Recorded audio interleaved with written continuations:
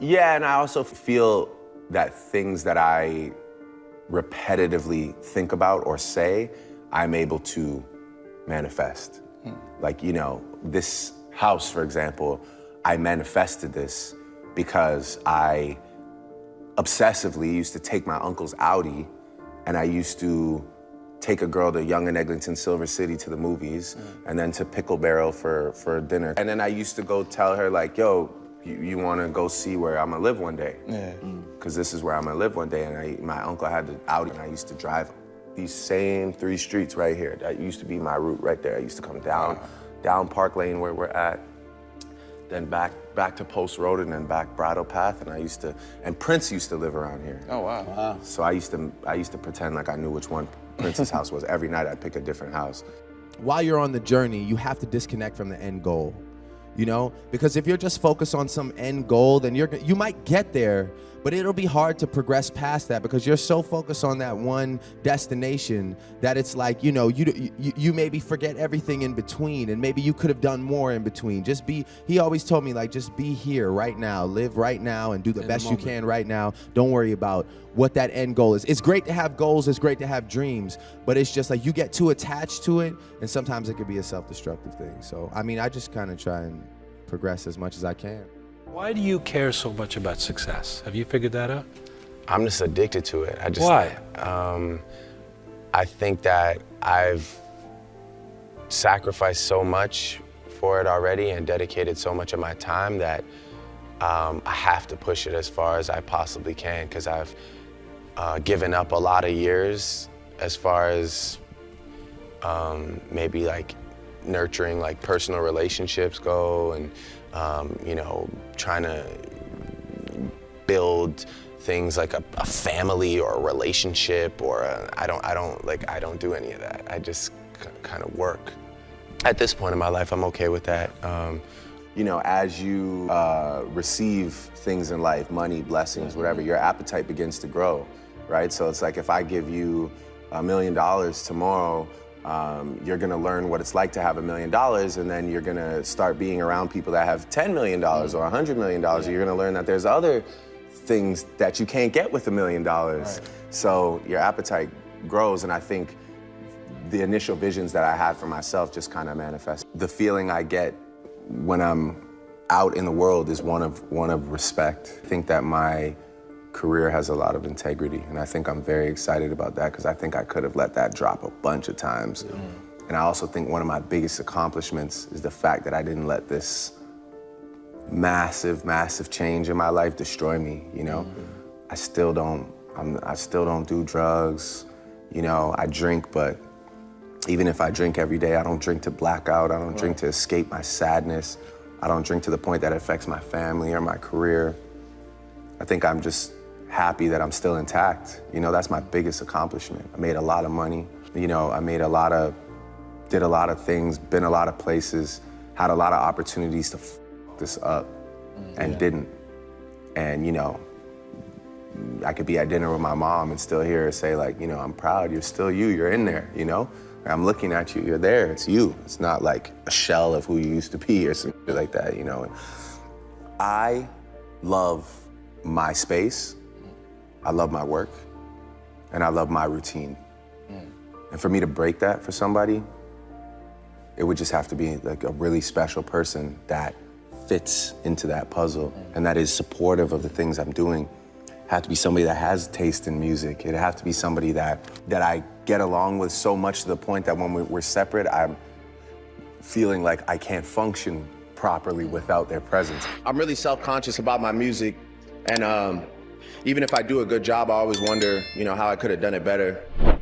I rarely celebrate anything, and just for anyone watching this that's wondering how this happened, you know, that's really the answer. It's being so unsure how you're getting it done that you just kind of keep going in the hopes of figuring out the formula. Just feeling so lucky and blessed that the fear of losing it keeps you up at night.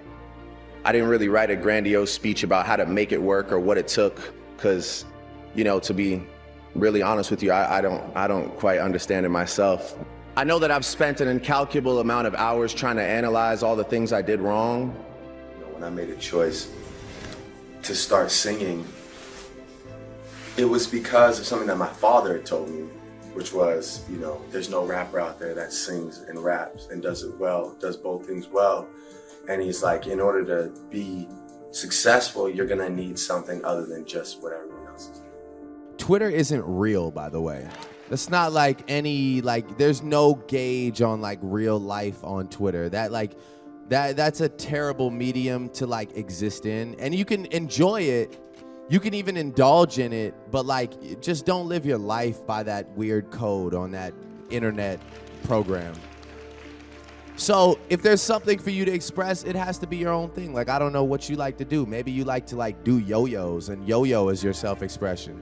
Weird example. Yo-yo game. But hey, maybe it's like painting. Maybe it's making clothing. Like, I'm not sure what it is. As far as expressing your feelings, if you happen to be one of those people that's eloquent enough and you enjoy words, then I always encourage you to do it any way you see fit, whether it's poetry, music, or whether it's just direct communication with people. But like, get off the internet. Like, tell somebody like, come meet me for a drink. Let's have dinner. Let's go for a walk. You know, like real life. I don't know. Anybody, what you have to understand is like, there's a way to exist in this world that's like, we've never had it before, but like, I strongly believe in the fact that if you have a good product, for the first time ever, there's a way to like get the world to hear your product. And if it's good, you will see the results from it. You understand what I'm saying? Like, artists will drop a mixtape, and if that mixtape picks up, you know, whether it's like House of Balloons or Party Next Door, like, I remember seeing when House of Balloons dropped, I remember people being like, yo, I'm in the Netherlands right now listening to House of Balloons. It's like, you know, we have such a platform to access the entire world. And my biggest thing to you, your question was, how do you, like, I guess, catch the attention?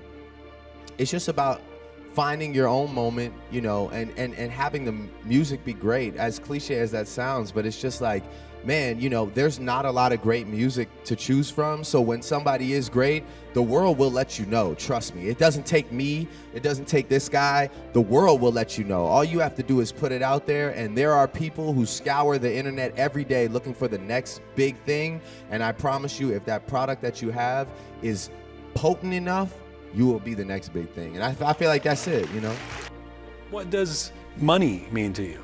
Well, I think less than the dollar value, it's just more about the idea of growth and business mindset too. You know, 25 million at the time seemed crazy to me, but when you start becoming a headlining touring act and, you know, brands want to get involved with you and you can go do private events and whatnot, it's, you know, you're capable of making it. And now I want to, you know, for sure, obviously keep touring, keep making music, but now I see that there's other ways, as far as like, you know, this global ambassador thing, as far as maybe starting, I want to invent something. I want to start a company. I want to do something that has maybe nothing to do with music. Well, why do you care so much about success? Have you figured that out? Well, I don't want to be number two. I think that would be a weird thing to sit here and say, or I don't care, you know, I want to make this city proud, you know, that's a main reason for me.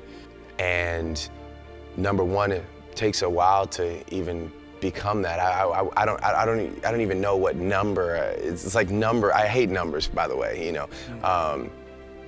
I like to say I just want to win, you know.